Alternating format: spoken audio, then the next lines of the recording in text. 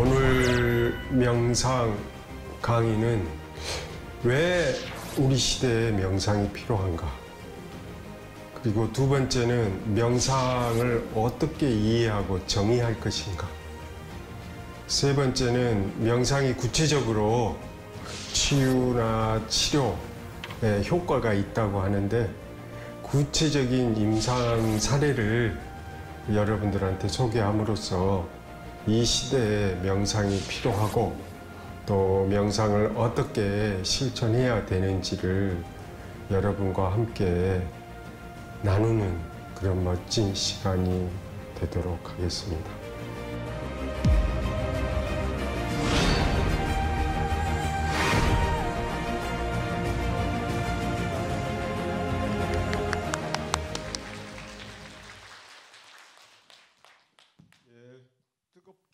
스트레스 관리와 알아차림 명상, 그런데 그 스트레스가 현대사회의 특징이고 스트레스를 어떻게 관리할 것인가, 이게 우리 현대인들의 아주 지상 과제입니다. 스트레스가 많으니까 그 명상이 필요하게 된 거죠. 왜냐하면 명상을 통해서 스트레스를 관리할 수 있을 거다, 이런 기대와 희망이 있는 거죠. 그러니까 미래 사회의 비전이 명상이 된다는 거고, 우리 각자가 명상을 한다면 스트레스로부터 자유로워질 수 있다, 이런 뜻이 되겠습니다. 그런데 왜 우리들은 이렇게 스트레스를 받죠? 아까 어떤 분은 스트레스 받는 게 아니라 내가 만든다 그랬어요. 근데 어쨌든 간에 스트레스가 밖에서 오는 것은 받는다 그러고, 안에서 받아서 내가 다시 만들어내는 것은 만든다, 이런단 말이에요. 그러니까 양쪽 다가 있어요. 각 시대마다 아픔이 있겠지만 우리 시대는 우리의 아픔이 있고 또 외부에서 오는 스트레스를 내 안에서 이렇게 재생산할 수도 있어요.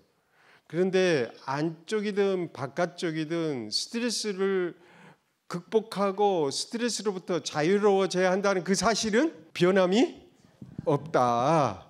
근데 먼저 오늘 제가 강의하려고 하는 것은 왜 스트레스가 이렇게 많냐, 우리 시대에. 어떤 사람은 그러대요. 조선시대 왕보다도 우리가 더 부유하게 살고, 예? 그리고 로마 시대 귀족들보다도 저희들이 훨씬 더 많은 노예를 거느리고 산대요. 그런데 왜 행복하지 못하냐? 예를 들면 노예라고 했을 때는 밥은 누가 지어줘요? 밥솥이고, 옛날에 귀족이나 왕족은 밥을 따로 지어줬잖아요. 그래서 충분하게 편리하고 충분하게 물질적 풍요를 누리고 있는데 왜 우리는 이렇게 더 힘들어하냐고요. 일단 여기 명상의 이 부음이 일고 있는데 이 책은 2015년에 나온 책이에요.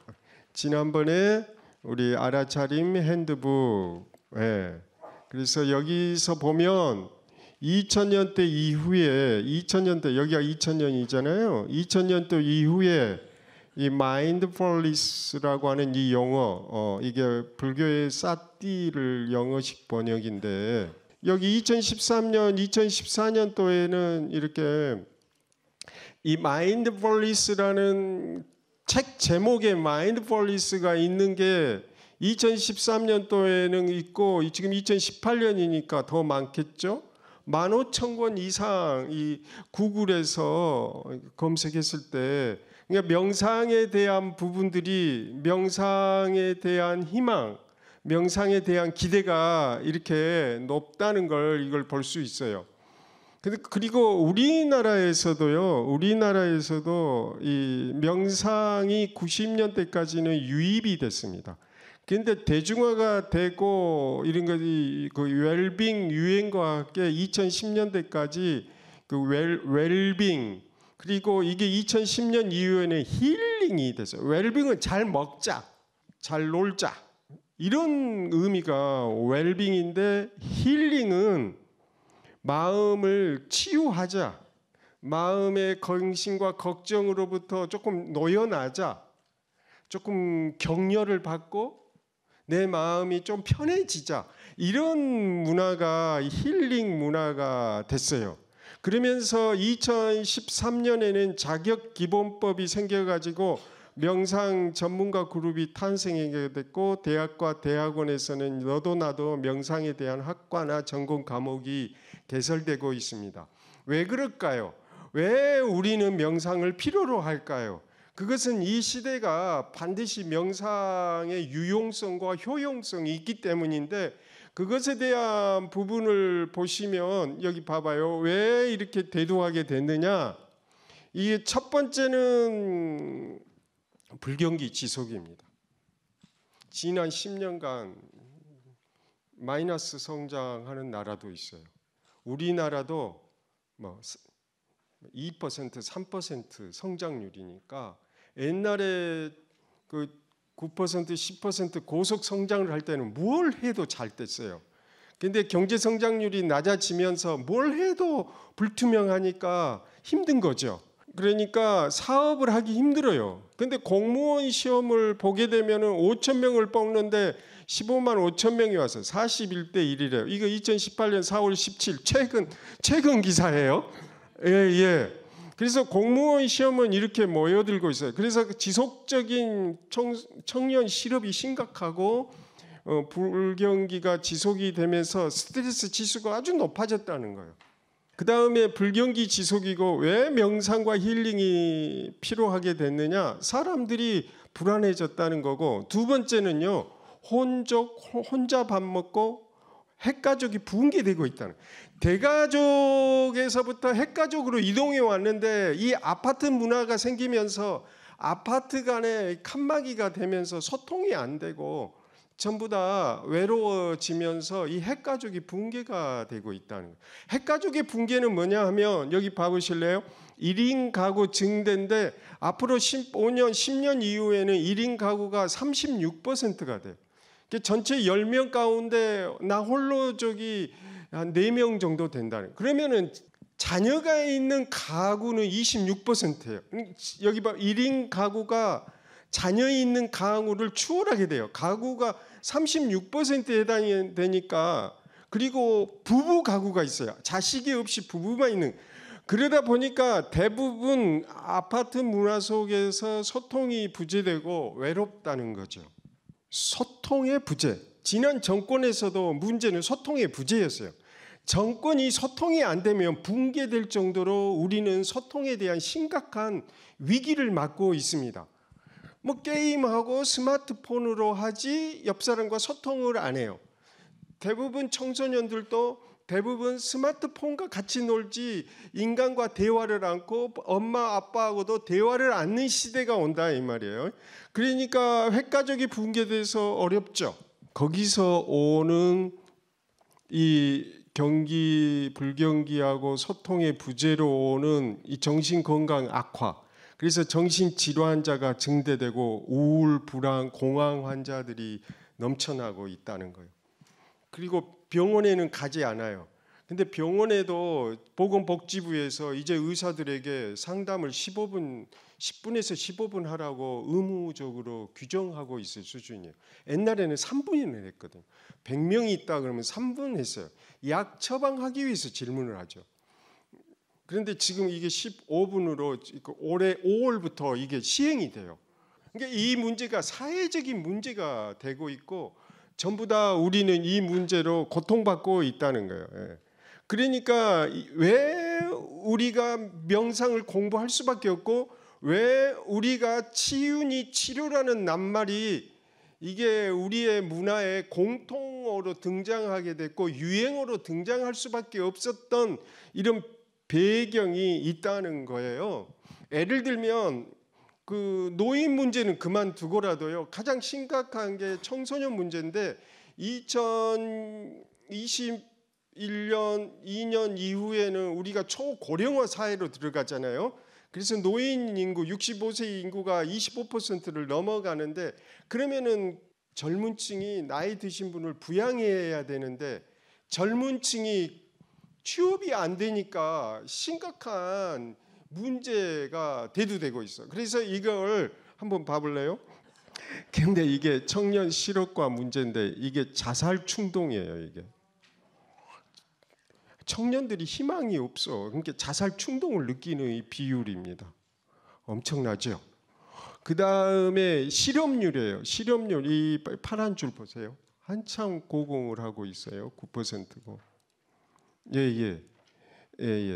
그리고 이 취업률의 장기 변화이고 이 아래쪽은요 우울이고 불안이고 공황입니다. 그래서 심각한 정신적인.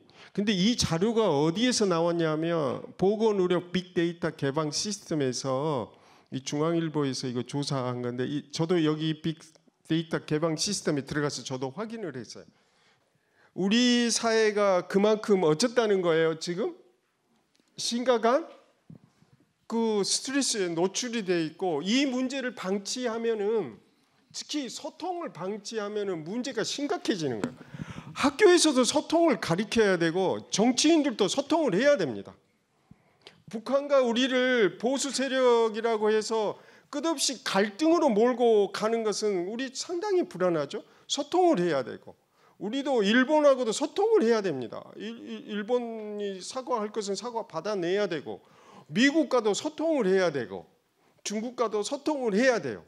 마찬가지로 아파트 단지 내에 있는 우리들도 어떻게 해야 돼요? 소통을 해야 됩니다. 옆 사람하고 소통해봐요. 안녕하세요. 반갑습니다. 예, 소통을 하면 덜 불안하죠. 누구하고 연결이 되니까. 소통을 하면 웃죠. 행복해져요. 앞전 시간에 그 긍정 심리학, 그 행복한 느낌, 그 느낌을 느끼는 거예요. 여러분들이 이 법당에 들어오게 되면 법당에 들어오는 순간 경건해지고 이 법당에 들어오는 순간 마음이 편안해져. 이 강연회에서 새로운 정보를 얻는 것도 중요하지만 이 강연회에 들어오면 여러분 마음이 어때요? 편안해져요. 옆 사람 보세요. 편안한가? 정말로 편안하잖아요. 그 편안한 느낌이 바로 그게 불성 체험이고 그게 긍정성을 체험하는 거고 그게 영성 체험인 거예요.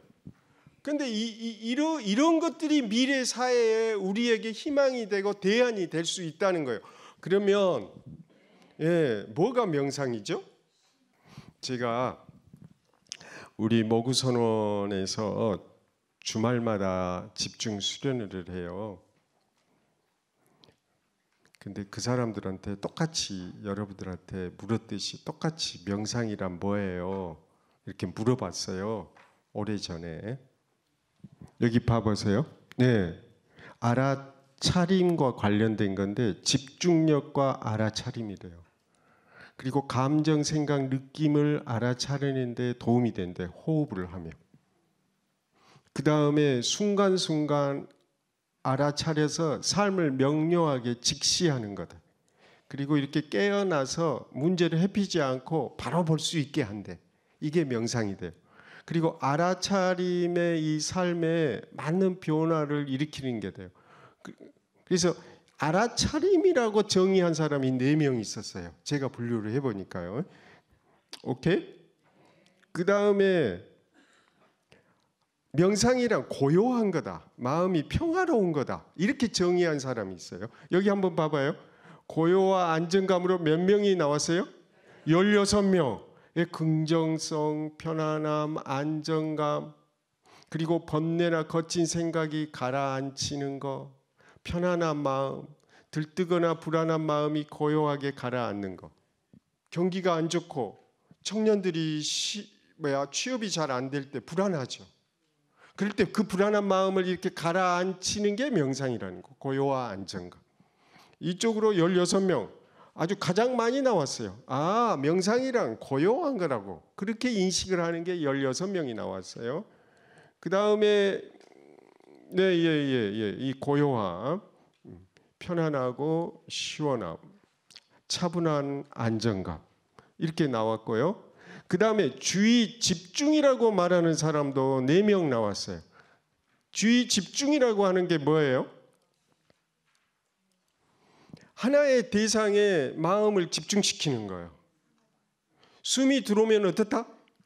숨이 들어오는 데다 집중하는 거예요. 숨이 나가면 나가는 데다 집중하는 거죠.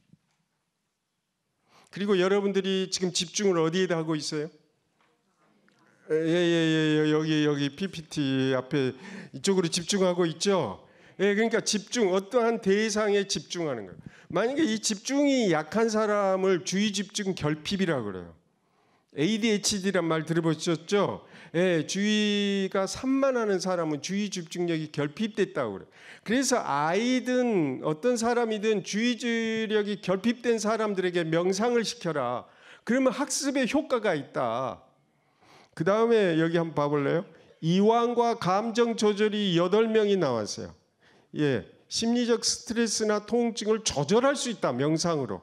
일상에서 편안하고 편안한 이완을 줄 수 있다. 신체화된 몸의 통증을 해소시킬 수 있다. 이 용어들이 이분들이 이제 전문적으로 명상 수행을 하시는 분들이 보니까 명상이 이렇게 전문적인 용어로 썼는데 이완한다는 말은 여러분들이 알고 가야 될 것 같아요. 스트레스를 받으면 어떻다고요? 몸이 긴장이 돼요. 호랑이를 만나면 긴장이 되시지 상사를 만나면 긴장이 되죠.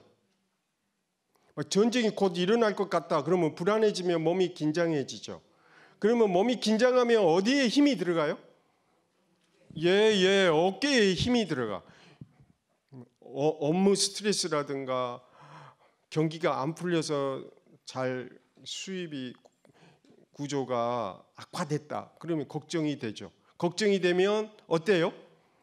어깨가 힘이 들어간단 말이에요. 그럼 긴장이 되죠. 그런데 어깨에다 힘 들어가고 주먹에다 힘을 줘봐요. 지금 주먹에다 힘 줘봐요. 그러면 어깨도 어때요? 힘 들어가죠. 지금 스트레스를 받아서 몸에다 주먹을 쥐어봐요. 야, 지금 싸우자는 거야? 그래서 싸울 때 우리는 힘을 주게 된단 말이에요. 계속 쥐고 있어봐요.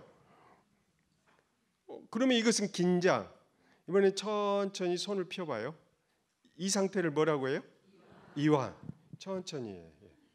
이렇게 스트레스가 오면 감정이 불안이라든가 우울이라든가 공황이라든가 분노가 올라오면 그 감정을 조절하는데 이 명상이 효과가 있다. 그러니까 명상이란 이완하는 거고 감정을 조절한다. 이렇게 했어요. 그 다음에 또 5번째 정의로는 명상이란 지켜보는 거고 통찰하는 거다. 이렇게 이야기하는 사람이 있어요. 관찰하는 거고 직관을 향상시키는 거고 코끝에 호흡을 잡아놓고 관찰하는 거고 폭류가 들어오는 감정이나 상황을 거리두기가 가능하다는 이게 통찰이다. 그래. 불안이 오면 불안이 곧 나다. 그런데 이 불안을 거리를 두고 볼 수 있다 이거예요. 그래서 위빠사나 따라해봐요. 위빠사나. 빠사가 보다는 뜻이고요. 위는 거리를 두다는 거예요. 위 접두사거든요. 거리를 두고 빠사 보다 이런 뜻이에요. 그래서 관찰하다는 거예요. 그래서 위빠사나 명상. 그래서 이걸 통찰이다 이렇게 정의하는 거예요. 그 다음에 또 어떤 사람들은 이 청정하다, 마음이 맑은 상태다, 긍정성이다, 청정하다 이렇게 정의하시는 분들도 계신다. 그래서 결과적으로 여기 한번 봐보실래요? 한 44명이 반응을 해주셨는데 알아차림으로 정의한 사람이 4사람, 머물기 집중으로 정의한 사람이 28명, 가장 많았고 고요함이 16명, 주의 집중이 4명, 이완 조절이 8명, 지켜보고 통찰해서 이 지혜의 개발로 평가하는 사람이 4사람, 불성, 청정심, 맑은 마음 이렇게 대승불교적인 의미로 해석한 사람이 3사람이 있었어요. 좋아요. 그러면 여러분들은 명상을 어떻게 정의할까요? 그러면 경전에서는 어떻게 정의하고 있을까? 궁금하죠? 네, 예. 불교 경전에서는 초기 경전에서는 이걸 오근으로 설명해요. 그래서 명상을 하려면 믿음이 있어야 되고 위리야, 끝없이 노력을 해야 된다. 이것을 유식불교에서는 의욕이라고 했어요. 그래서 믿음도 믿음이지만 초기 경전에서는 믿음과 노력을 강조했는데 여기서는 의욕이라고 했고 유식불교에서는 승의 뛰어난 이해, 명상이란 무엇인지 이해를 해야 되고 남에게 설명할 수 있어야 된다. 그럴 때 뛰어난 이해다. 예. 이렇게 해서 그래서 누군가에게 자신 있게 설명할 수 있을 때 뛰어난 이해다. 그래서 여러분들에게 제가 설명을 해보라고 의도적으로 한 거예요. 그래서 여러분들이 잘 설명을 해서 승해가 된 거죠. 노력과 믿음과 노력과 의욕과 승해가 이게 바탕이 돼서 그 다음에 이제 실천을 하게 되는데 여기 봐봐요. 뭐라고 됐어요? 사띠를 알아차림으로 선정, 이게 집중이죠. 사마타 명상. 근데 사마타가 집중인데 집중을 하면 삼마디, 삼매에 들어요. 그래서 집중해서 삼매로 들고 위파사나를 해서 통찰을 하면 지혜 반야가 생기죠. 그런데 이런 초기 불교는 모든 것은 변한다라고 하는 이 무상에 기초해서 이걸 설명하는 거고 여기 볼래요? 유식 불교는 대승 불교인데 사띠하고 사마타하고 위파사나 이 세 가지는 같은데 이론적 기초가 어디에 하고 있어요? 불성. 이 모든 것은 변한다가 있는데 여기 불성은 모든 것은 청정하고 우리의 내면에는 밝고 환한 긍정인 본성이 있다는 거예요. 우리의 인성, 불성, 자성, 영적 깨달음이 우리는 근본적으로 가지고 태어난다 이 말. 그러니까 여기 봐봐요. 그러니까 이 집중과 통찰을 통해서 선정을 개발하고 지혜를 발전시키는 게 아니에요. 대승은. 대승 불교는 원래 이 불성이 있고 원래 선정과 지혜가 우리가 모두 다 가지고 있다. 가지고 있기 때문에 그걸 사용할 수가 있다는 거예요. 그러니까 초기 불교하고 대승의 가장 큰 차이는 초기 불교는 어떻다? 개발을 해라. 없으니까 개발을 해라. 번뇌가 많으니까 어때라? 예, 번뇌를 극복해서 선정과 지혜를 개발해라 이거예요. 노력을 해라 이거죠. 그런데 여기 봐봐요. 예, 이 노력을 해라 초기 경전. 그런데 여기는 승해가 더 중요한 거예요. 그래서 우리의 이 승해는 뛰어난 이해인데 우리가 이미 선정과 지혜, 집중과 통찰이 이미 우리 안에 어떻게 돼 있다? 구족되어 있다. 이미 갖추고 있다. 그러니까 어떻게 하면 된다? 그걸 잘 끄집어내서 사용하면 된다. 이거. 그렇기 때문에 알아차림도 어떠냐? 불성의 작용이 알아차림이다. 이거. 초기 불교는 배우는 불교다. 대승은 가리키는 불교다. 여러분들은 누군가를 가르쳐라. 누군가에게 명상을 전파해라. 전해라. 그래서 그게 승해예요. 그래서 우리는 선정과 지혜가 이미 갖춰져 있다. 이걸 발견하면 돼. 알아차리면 집중과 통찰로 이어져서 그 우리의 본성을 발견할 수가 있다. 그런 점에서 명상이라고 하는 것은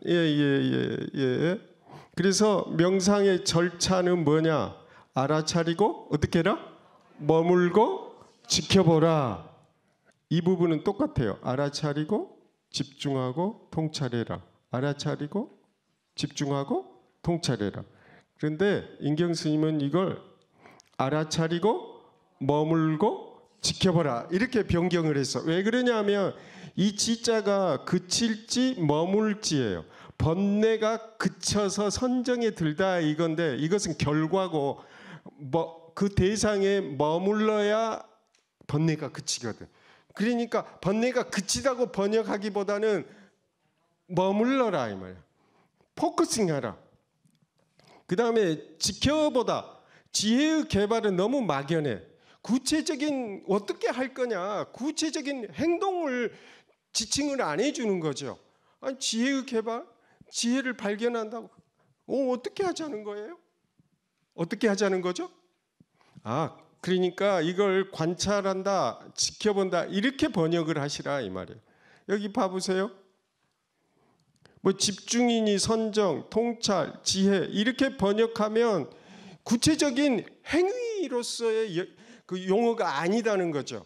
그러면 명상을 한다는 것은 구체적인 행동 용어로 재정의를 해야 되기 때문에 여기서처럼 알아차리고 머물러 지켜보라. 이래야 우리가 실천할 수가 있는 거예요.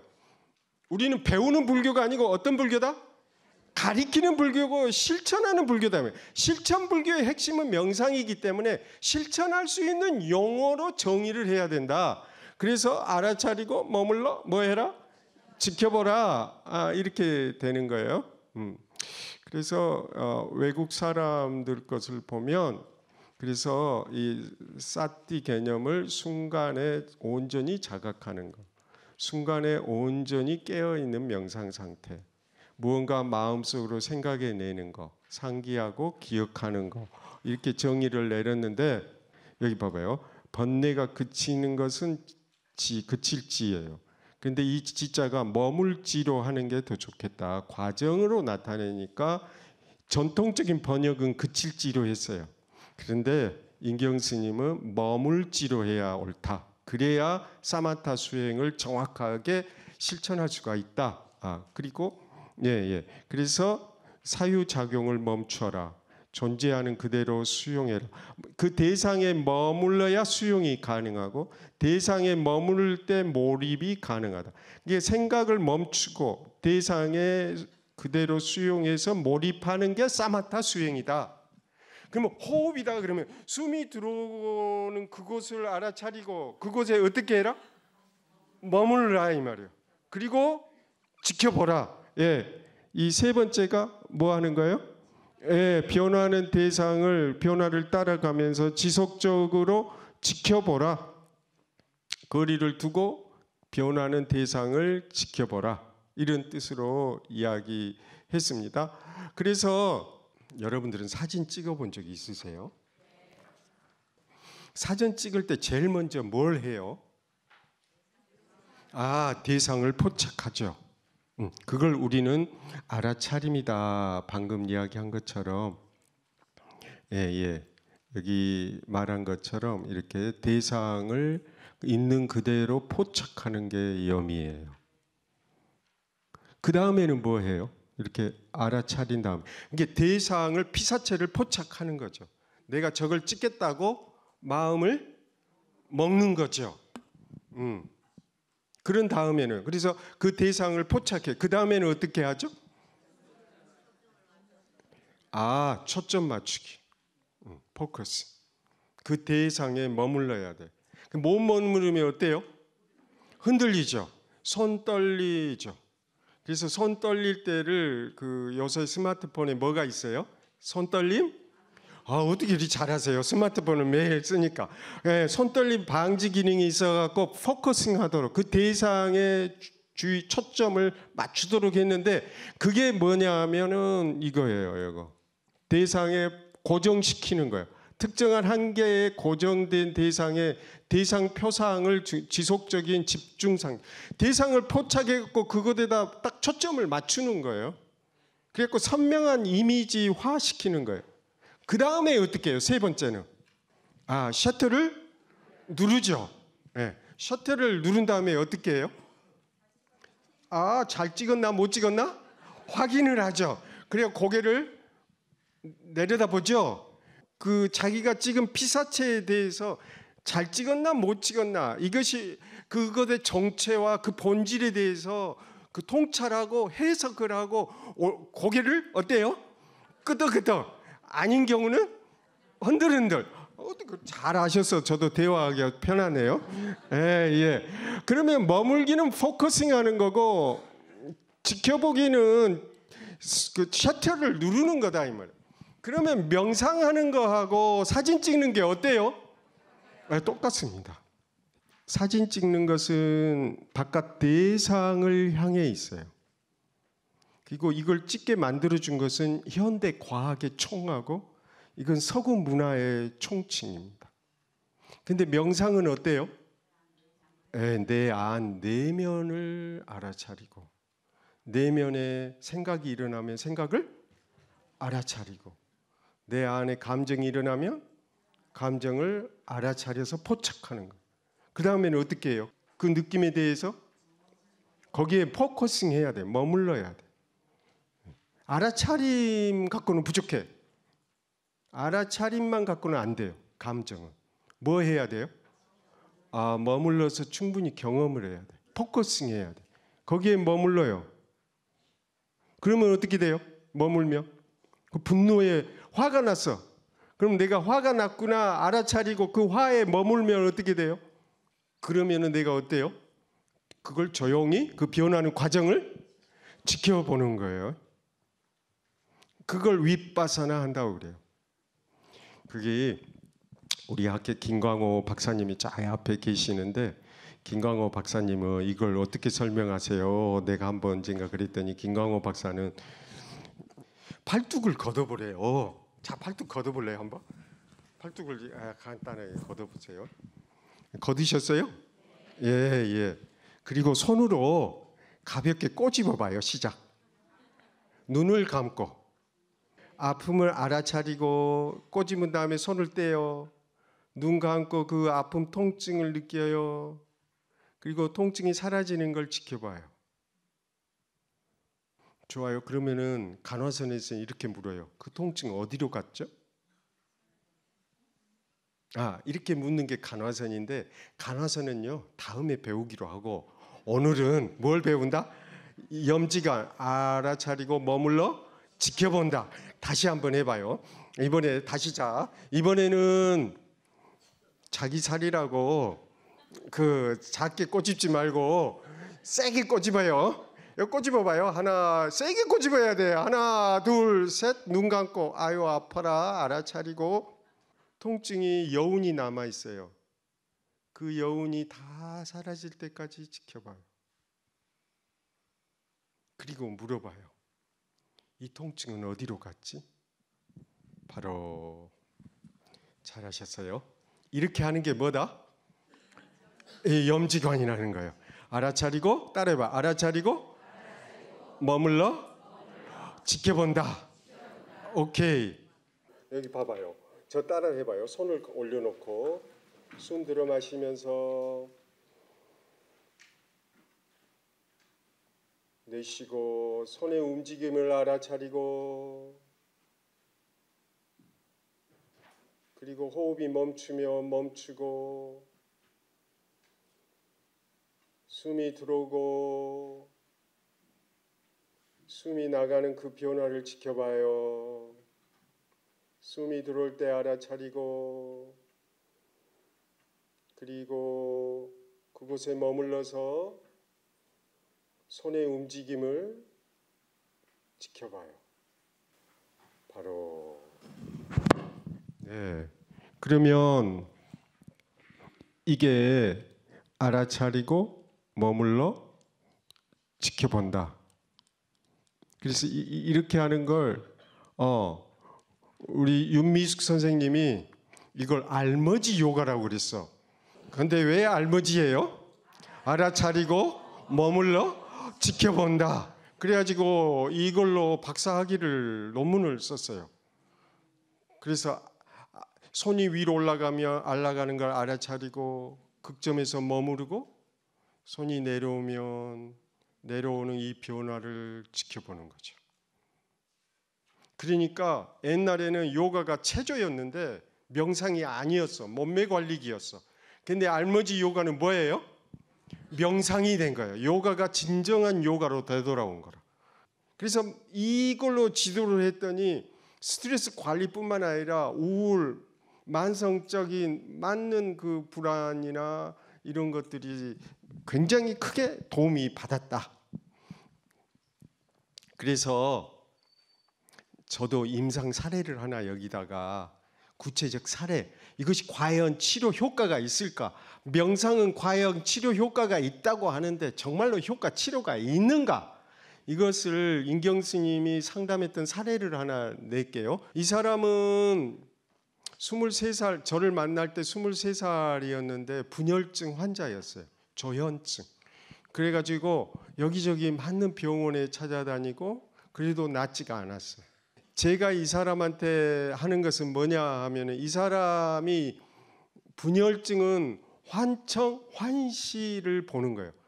근데 이 친구가 보는 것은 환각을 보는데, 그 뭐가 보는 거예요? 투척물이 날라와요. 언제? 불을, 전등을 끄면 투척물이 날라와. 돌멩이도 날라오고 기와 조각도 날라오고. 그러면은 잠을 잘 수가 없어. 너 몇 살 때부터 그러더니, 그랬더니 3살 때부터 지금 20년 동안 그래 왔다는 거예요. 그러니까 잠을 못 이뤄. 그리고 그것들이 날라오면은 이 아이는 어떻게 했어요? 깜짝 놀라서 막 손으로 싸우고, 그것도 힘들면 지쳐가지고 이불을 뒤집어 쓰고 그러면 도망을 가죠. 그래도 그게 점점점 나이가 들면 감소되는 게 아니라 어땠어요? 점점 심해졌어. 그래서 이 병원 저 병원 또 종교단체에도 의지했지만 이 부분이 소멸이 안 됐어요. 이걸 어떻게 하면 좋나요? 첫 번째, 알아차림 1단계. 뭐라고요? 알아차림. 제 1단계 알아차림의 단계는 어떻게 하냐면은, 자, 눈을 감고 지금 저녁이고 혼자 방에 앉아 있거든. 방금 전에 말한 투척물이 날아온 장면을 기억해봐. 이 알아차린 이 싸띠는 기억해내다 이런 뜻이에요.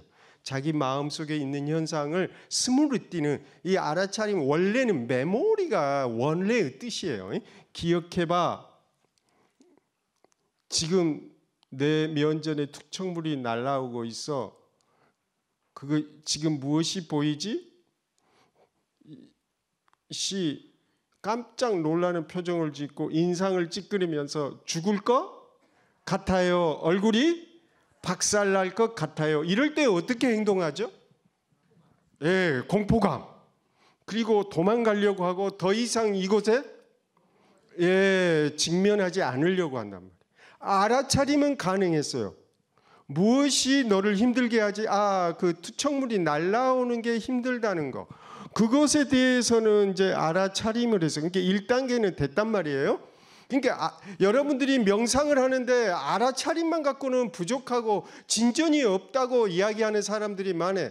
어떤 남편하고 이혼했는데 스님이 말한 염지관을 하라고 했는데 알아차리고 머물러 지켰는데, 알아차림은 가능한데 머물기가 참 힘들어. 이것은 그 전문가 또 지도자의 도움을 필요로 해요. 한번 볼래요? 머물기, 두 번째 머물기인데, 그래 잘 알고 있어. 죽지 않아. 그건 날아와도 넌 박살내지 않고 죽지 않았잖아. 그것이 정말로 날아왔다면 넌 3살 때 죽었을 거야. 3살 때부터 날아왔다니까. 머리를 만져봐. 여러분도 머리 한번 만져봐. 박살나지 않았잖아요. 그래, 너도 박살나지 않았어. 공황장애는요, 죽을 것 같다 하기 때문에 발작을 일으키거든. 사실은 죽지 않거든. 10분 지나면 정상으로 돌아오는데, 이 친구도 박살날 것 같다는데 박살나지 않는다는 사실을 확인했잖아요. 머리를 만져서. 그랬더니 머물기가 가능한 거예요. 봐보세요. 그렇지. 지금 이렇게 살아있잖아. 무서워하지 말고 날아오는 투척물을 피하지 말고 똑바로 바라봐. 집중해 보아. 어때? 집중이 사마타다 이 말이에요. 머물러요. 번뇌라 그친다. 이것은 이 아이한테는 해당이 안 돼요. 선방에서 전문적으로 수행하시는 분은 번뇌가 그친다는 의미로 써도 괜찮은데, 우리 보통은 번뇌가 그치기 위해서는 먼저 그 번뇌에 직면해서 머물러야 돼. 집중을 해야 된단 말이에요. 그것이 없으면 치료가 안 일어나는 거예요. 그러니까 머물기가 중요해. 알아차림 다음 단계인 머물기를 빠뜨리면 안 된다 이 말이고, 집중해봐. 그리고 한참 기다려줬죠. 그랬더니 씨가 뭐라고 한가요? 눈이 따끔따끔 보여요. 멀리서 그 투척물이 날아오니까. 방안 멀리에 있는 쪽에서 벽 쪽 같기도 하고 장롱 같기도 해요. 그게 어디서 날아오지? 이제 봤잖아요. To see, 보았어요. 그래서 제가 물었죠. 어디니? 어디서 날라오지? 장롱 같기도 하고 벽적 같기야. 어디서 날라온가 물어보는 것은 이 머물기 집중하도록 요청하는 거잖아요. 그 다음에 봐볼래요? 지켜보기. 지금 어떠니? 그걸 계속 바라보라 이 말이에요. 숨이 들어오면 숨이 들어오는 걸 계속해서 집중해서 바라보듯이 이 아이한테는 그 투척물 날라오는 것을 바라보게 한 거죠. 호흡 명상 하시는 분들은 호흡에 집중하고, 간화선 하시는 분은 무엇이 나지 하고 그 질문에 집중하는 거고, 이 아이한테는 투척물이 날라오는 그것이 어디서 오는지를 집중해서 바라보라 이렇게 요청을 했더니 투척물이 날라와도 나를 어쩌지 못한다. 혼자 중얼거린다. 뭐라고 그래요? 이건 제가 하라고 안 했는데 본인이 어때요? 아까 머리 만졌더니 투척물이 날라와도 넌 나를 어찌지 못할 거야. 혼자 중얼거린다. 약해지고 있어요. 가물가물해졌어요. 와, 박수. 네. 집중하는 거 쉽지 않아요. 어떤 여성은 이혼했는데 막 슬퍼. 그 느낌에 집중하라고 했더니 그 떠난 남편이 생각나면서 막 욕설이 터져 나온대. 그러니까 집중이 안 돼. 그때부터. 분노를 조절하는데 나를 감히 그래? 씩씩거리잖아요. 그러면 집중이 안 돼. 알아차리면 가능한데 두 번째 단계 머물기가 힘들더라. 그러니까 봐보세요. 잘했어. 봐봐요. 1분 후에 좋아 너 잘한다. 계속 지켜봐. 지켜보기죠. 계속 머물러서 지켜보기. 제 세 번째 단계요. 1분 후 계속 지켜보니 지금 어떠니? 다 사라졌어요. 보이지 않아요. 이제 되었다. 잘했다. 자, 이제 크게 숨을 들여 마시고 천천히 내쉰다. 다시 심호흡을 해보자. 다음 주 일주일에 왔을 때요, 투척물 사라지는 이 환상이 80%가 사라졌고, 그 다음 주에 왔을 때는 완전 사라졌어요.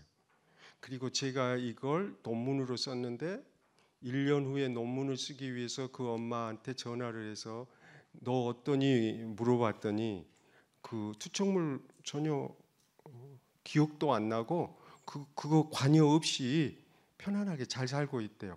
그게 언제 그랬어요? 그런 식으로 지금 살고 있대요. 그래서 너무 기분이 저도 반가웠고 여러분도 좋죠? 예.